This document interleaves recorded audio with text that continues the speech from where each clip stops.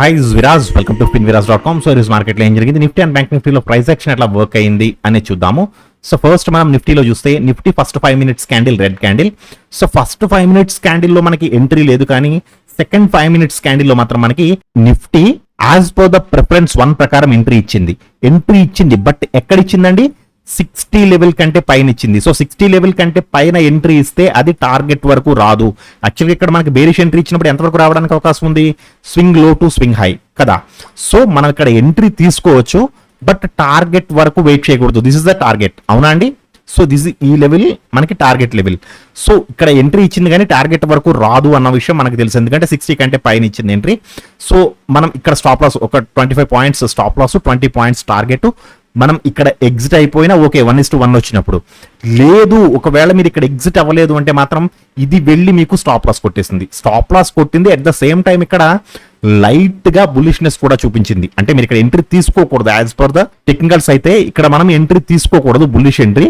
ఎందుకు తీసుకోకూడదు సార్ అంటే ఇక్కడ 2 రీజన్స్ ఉన్నాయి. ఒకటి, స్వింగ్ హై టు స్వింగ్ లో వేసుకుంటే ఇది ఆల్రెడీ రెసిస్టెన్స్ జోన్ లో ఉంది, స్ట్రాంగెస్ట్ రెసిస్టెన్స్ ని టచ్ అయ్యి కిందకు వచ్చింది. 2, ఎక్స్టెన్షన్ తీసుకున్నా సరే స్వింగ్ లో to swing high to previous లో తీసుకుంటే ఇక్కడ లిటిల్ బ్రదర్ కన్ఫర్మేషన్ కూడా లేదు. సో ఇక్కడ మనం ఎంట్రీ తీసుకోవడం అనేది కొంచెం ఇబ్బందికరమైన విషయం. ఒకవేళ ఇన్ కేస్ ఎవరైనా ఇక్కడ ఎంట్రీ తీసుకుని ఉంటే మాత్రం మీకు ఈ క్యాండిల్ లో మీరు ఎగ్జిట్ అయిపోవాలి. ఎందుకంటే మార్కెట్ బేరిష్ గా ఉంది. యాజ్ పర్ ద ప్రిఫరెన్స్ 1 ప్రకారం మనకి బేరిష్ గా ఉంది మార్కెట్. సో బేరిష్ ఎంట్రీ కోసం చూడాలి మనం. మనకి ప్రిఫరెన్స్ 1 బుల్లిష్ ఉంటే మనం బుల్లిష్ ఎంట్రీస్ కోసం చూడాలి, ప్రిఫరెన్స్ 1 బేరిష్ ఉంటే మనం బేరిష్ ఎంట్రీస్ కోసం చూడాలి.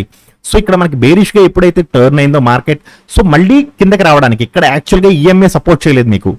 బట్ మనకి ఇక్కడ ప్రిఫరెన్స్ 1 ఎంట్రీ ఉంది. As per this red candle మనకి ప్రిఫరెన్స్ 1 ప్రకారం ఎంట్రీ ఉంది. ఒకసారి కరెక్ట్ గా చూడండి.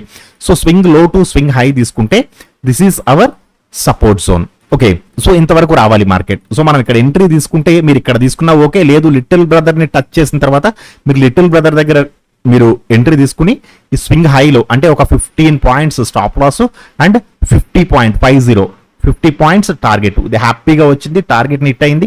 ఈ 2 క్యాండిల్స్ కొంచెం కంగారు పెట్టినా సరే ఇక్కడ మనకి లిటిల్ బ్రదర్ అనేవాడు మనకి రెసిస్టెన్స్ గా వర్క్ చేశాడు. సో ఈ లిటిల్ బ్రదర్ అంటే ఏమిటి మీకు తెలియాలి అంటే మాస్టర్ ఇన్ ఫిబొనాచి కోర్స్ చూడండి, చాలా ఎక్స్ట్రాడినరీగా ఉంటుంది. ఓకే, సో ఇది పైకి వెళ్ళి మళ్ళీ కిందకి వచ్చి సపోర్ట్ జోన్ ని టచ్ చేసింది. అంటే మన టార్గెట్ కి వచ్చింది 50 పాయింట్స్ ఇచ్చింది. నిఫ్టీలో 50 పాయింట్స్ అంటే it's not a small thing అండి, it's a good one. Okay, so support zone ని టచ్ చేసిన తర్వాత మీరు ఇందులోంచి బయటకు వచ్చేస్తారు. ఈ ట్రేడ్ లోంచి మనకి సపోర్ట్ జోన్ లో మంచి రెడ్ క్యాండిల్ వేస్తే స్ట్రాంగెస్ట్ సపోర్ట్ వరకు రావడానికి అవకాశం ఉంటుంది. బట్ ఇది స్ట్రాంగెస్ట్ సపోర్ట్ కి రాలేదు, రాకుండానే ఈ క్యాండిల్ లో రివర్స్ అయిపోయిందండి. సో ఈ క్యాండిల్ లో రివర్స్ అయినప్పుడు ఎంతవరకు వెళ్ళడానికి అవకాశం ఉంది, ఒకసారి నేను ఇవన్నీ తీసేస్తున్నాను, మళ్ళీ పెడతాను చూడండి.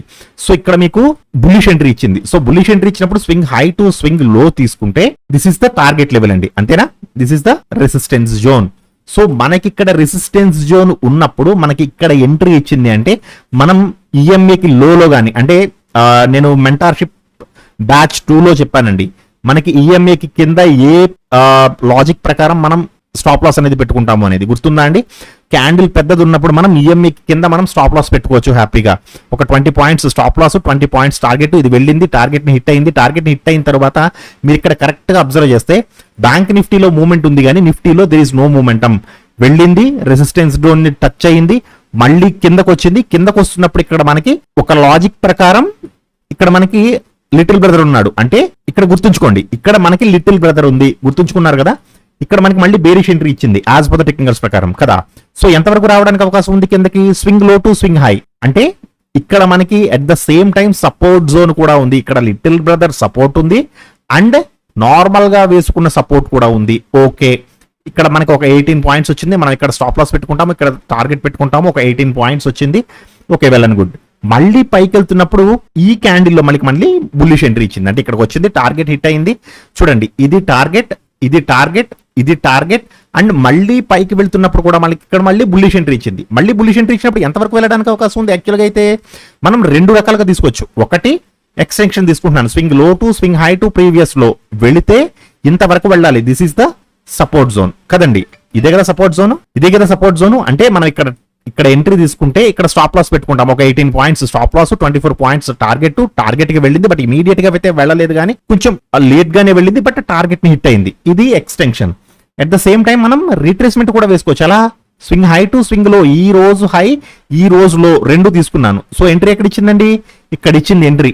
సో ఇది వెళ్ళడానికి దీనికి లిటిల్ బిట్ స్పేస్ ఉంది. ఇక్కడ 18 points stop loss and 12 to 13 points target. యాక్చువల్గా అయితే రీట్రేస్మెంట్ ప్రకారం అయితే కొంచెం రిస్కీ ఎంట్రీ, బట్ ఎక్స్టెన్షన్ అయితే మాత్రం చెప్పేసింది మనకి.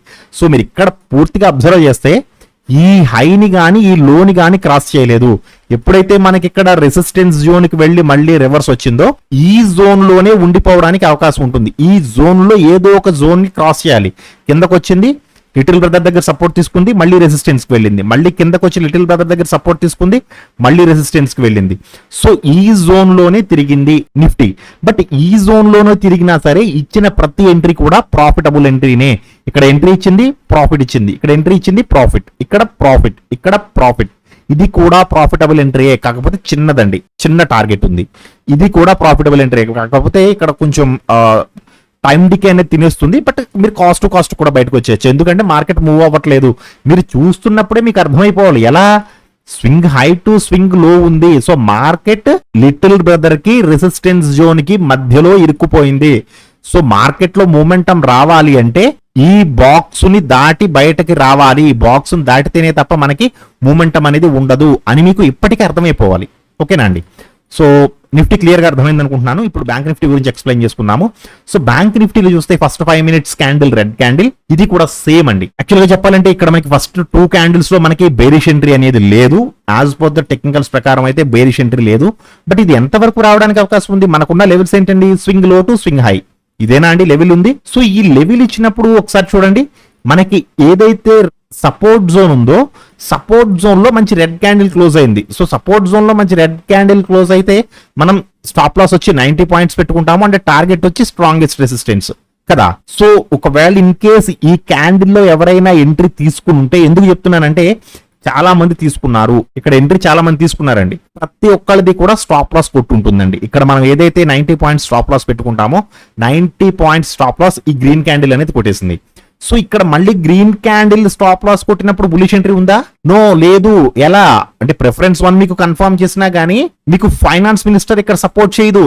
ఇక్కడ ఫైనాన్స్ మినిస్టర్ లో ఎంట్రీ లేదు, బులిష్ ఎంట్రీ, ఎందుకంటే ఫైనాన్స్ మినిస్టర్ స్పాట్ లో ఫ్లాట్ అయిపోయింది. సో రావడానికి అవకాశం ఉంది. సో మళ్ళీ ఇక్కడ మనకి బేరిష్ ఎంట్రీ ఇచ్చింది. సో ఇక్కడ బేరిష్ ఎంట్రీ ఇచ్చినప్పుడు యాక్చువల్ గా అయితే మనం కొంచెం రిస్కీ తీసుకోవడం. ఎందుకు? ఫస్ట్ ఆల్రెడీ సపోర్ట్ జోన్ లో ఉన్నప్పుడు ఎంట్రీ తీసుకుంటే స్టాప్ లాస్ కొట్టింది. సో ఈ క్యాండిల్ లో కన్ఫర్మేషన్ లేదు, colour changing candle confirmation. So you have to wait for this candle. ఈ క్యాండిల్ లో పర్ఫెక్ట్ కన్ఫర్మేషన్ ఉందండి. మీరు ప్రిఫరెన్స్ 1, 2, 3 మూడింటిలోనూ కూడా మీకు ఈ క్యాండిల్ అనేది చాలా మంచి కన్ఫర్మేషన్ ఇచ్చింది. సో ఇక్కడ మీకు ఇంత కన్ఫర్మేషన్ ఇచ్చినప్పుడు అది కూడా 60 కంటే బిలో ఇచ్చింది. సో ఇక్కడ ఎంట్రీ తీసుకోవచ్చు కొంచెం రిస్క్ చేసి. సో మీరు ఇక్కడ ఎంట్రీ తీసుకుంటే ఇక్కడ స్టాప్ లాస్ ఒక 65 points stop loss and 86 points target, ఇది వచ్చింది 1 జోన్ ని కూడా టచ్ చేసింది యాక్చువల్గా అయితే. బట్ నేను అప్డేట్ చేసింది ఏంటంటేనండి, నేను 15 minutes లో పెట్టుకున్నాను టైం ఫ్రేమ్. ఎప్పుడైతే మనకి సెకండ్ క్యాండిల్ లో కన్ఫర్మేషన్ వచ్చిందో ఇక్కడ ప్రిఫరెన్స్ 1, 2, 3 మూడు కూడా మనకి బేరిష్ ఎంట్రీ చూపించాయి. యాజ్ పర్ ద టెక్నికల్స్ ప్రకారం ఇక్కడ ఎక్స్ట్రాడినరీ బేరిష్ ఎంట్రీ అండి. ఇది ఎంతవరకు రావాలి? టు బి ఫ్రాంక్, స్వింగ్ లో టు స్వింగ్ హై. మీకు నేను క్యాండిల్ స్టిక్ సైకాలజీ చెప్తాను కదా, ఆ క్యాండిల్ స్టిక్ సైకాలజీ ప్రకారం మనకి ఈ క్యాండిల్స్, ఈ 2 క్యాండిల్స్ యొక్క కాంబినేషన్ ఏదైతే ఉందో ఇది మంచి బేరిష్ అన్నమాట. సో ఇక్కడ మీరు ఎంట్రీ తీసుకుంటే ఇది డెఫినెట్ గా మళ్ళీ ఈ రేంజ్ ని టచ్ చేయడానికి చాలా కష్టపడాలి. యాక్చువల్గా ఇక్కడ నుంచి కిందే ఉంటుంది మార్కెట్, అది అప్ టు ఎంతవరకు? టార్గెట్ వరకు కూడా ఈజీగా వస్తుంది. సో ఈ యొక్క జోన్ ని దాటి పైకి వెళ్ళదు. అది క్యాండిల్ స్టిక్ సైకాలజీ అండి. మీకు చెప్తా అన్నాను కదా, దాని గురించి ఎక్స్ప్లెయిన్ చేస్తాను. ఈ సాటర్డే తప్పకుండా చేస్తానండి ఆ వీడియో.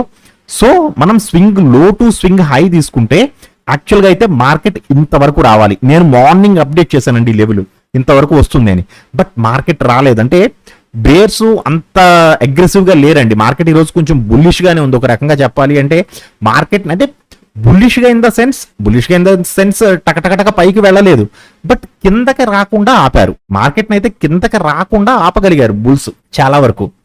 సో నేను ఈ లెవెల్ అప్డేట్ చేశాను, బట్ ఈ లెవెల్ రెస్పెక్ట్ చేయలేదు market, to be frank. So ఇది ఇంతవరకు వచ్చిన తర్వాత యాక్చువల్గా చెప్పాలంటే స్వింగ్ లో టు స్వింగ్ హై తీసుకుంటే ఇది 1 జోన్ కంటే కూడా కొంచెం కిందకు వచ్చింది. సో ఈ జోన్ తీసుకుంది, స్ట్రాంగెస్ట్ రెసిస్టెన్స్ జోన్ దగ్గర ఆగింది. ఈ జోన్ తీసుకుంది. యాక్చువల్గా అయితే ఇది స్వింగ్ లో కాదు, టు బి ఫ్రాంక్. ఇది పైకి వెళ్ళి కిందకు వచ్చి పైకి వెళ్ళింది.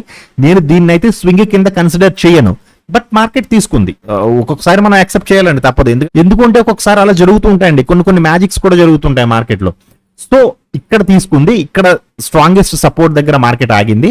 స్ట్రాంగెస్ట్ సపోర్ట్ దగ్గర ఆగి పైకి వెళ్తున్నప్పుడు ఈ క్యాండిల్ లో మనకి ప్రిఫరెన్స్ 1 కన్ఫర్మేషన్ ఇవ్వలేదు, కానీ ఫైనాన్స్ మినిస్టర్ మాత్రం నేను బుల్లిష్ గా వెళ్తున్నాను మీరు వస్తారా అని అడిగాడు. ఇక్కడ ఫైనాన్స్ మినిస్టర్ యాక్చువల్గా ఎవరైనా తీసుకుని ఉంటే మాత్రం ఇక్కడ స్టాప్ లాస్ తీసుకుంటారండి. ఇక్కడ స్టాప్ లాస్, ఈ candle stop loss candle.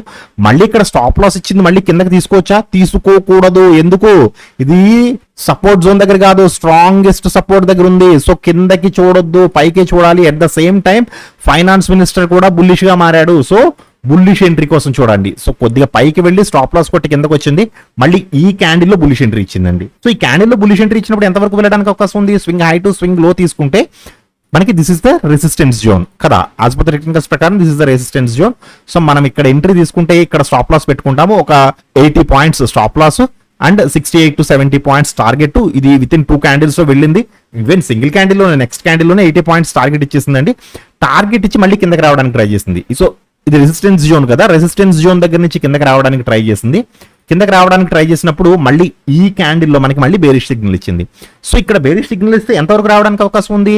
Swing high to swing లో టు ప్రీవియస్ హై, ఇదే కదండి మనకున్న లెవెల్.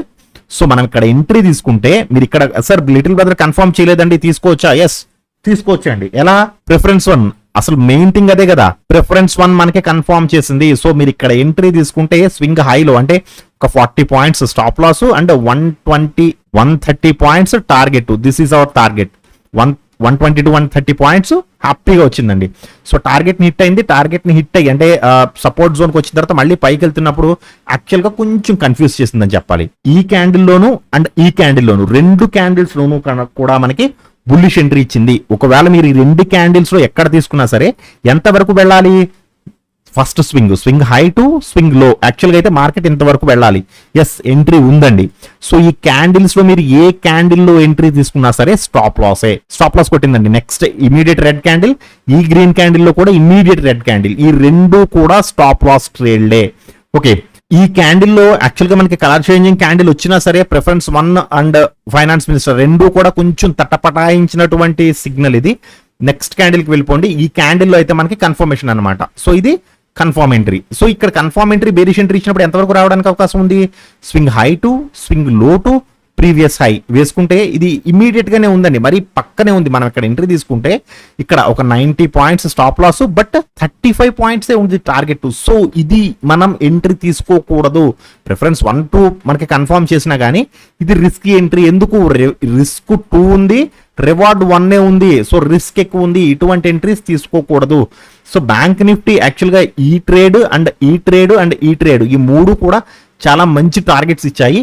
ఇక్కడ చిన్న స్టాప్ లాసులు 2 అండ్ ఇది చిన్న టార్గెట్ లేదా ఒక రకంగా చెప్పాలంటే మూవ్ అవ్వలేదని చెప్పాలి. ఇక్కడ ఒకవేళ ట్రేడ్ తీసుకుంటే, నేను అనేది ఇక్కడ తీసుకోకూడదు, కొంచెం రిస్కీ. ఒకవేళ ఎవరైనా తీసుకుని ఉంటే మాత్రం లాస్ అయితే కాదు, మీరు ఎంట్రీ తీసుకున్న దగ్గర నుంచి లాస్కి అయితే రాలేదు, స్టాప్ లాస్ అయితే కొట్టలేదు, ప్రాఫిట్ లోనే ఉంది. బట్ పెద్ద ప్రాఫిట్ కాదు, చిన్న profit. Okay, so Nifty and bank Nifty 2 కూడా ఈరోజు యాజ్ పర్ ద టెక్నికల్స్ ప్రకారం చాలా బాగా మూవ్ అయ్యాయి. సో మీరు ఎన్ని పాయింట్స్ తీశారు? సో ఈ రోజు మీకు మార్కెట్ ఎలా అనిపించింది? కష్టంగా అనిపించిందా, లేదు ఈజీగానే అనిపించిందా అనేది కామెంట్ సెక్షన్ లో చెప్పండి. సో వీడియోని తప్పకుండా లైక్ చేసి మన ఛానల్ ని సబ్స్క్రైబ్ చేసుకోండి. Thank you so much.